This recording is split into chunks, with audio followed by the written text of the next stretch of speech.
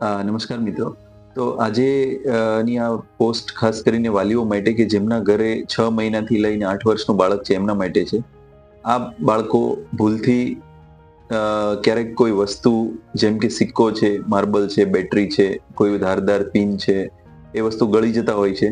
તો એમને અમારી ભાષામાં ફોરેન બોડી કહેવામાં આવે છે. તો આવું થાય તો વાલીઓએ શું કરવું જોઈએ? તો સૌપ્રથમ તો એ કરવું જોઈએ કે એમને બિલકુલ ગભરાવું ના જોઈએ.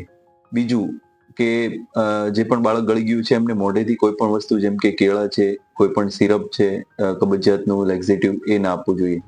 ત્રીજું કે કોઈ પણ લક્ષણો જણાય કે ના જણાય તુરંત જ નજદીકના ડોક્ટરનો સંપર્ક કરવો જોઈએ. ખાસ કરીને પેટના ડોક્ટર અથવા તો પેટને રિલેટેડ જે પણ ડોક્ટર નજીકમાં હોય એમનો સંપર્ક કરવો જોઈએ.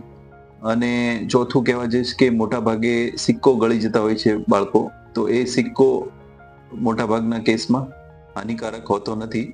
પણ જો કોઈ પણ લક્ષણો જણાય અથવા તો કંઈ તકલીફ થાય તો તુરંત જ ડોક્ટરનો સંપર્ક કરવો જોઈએ. Thank you.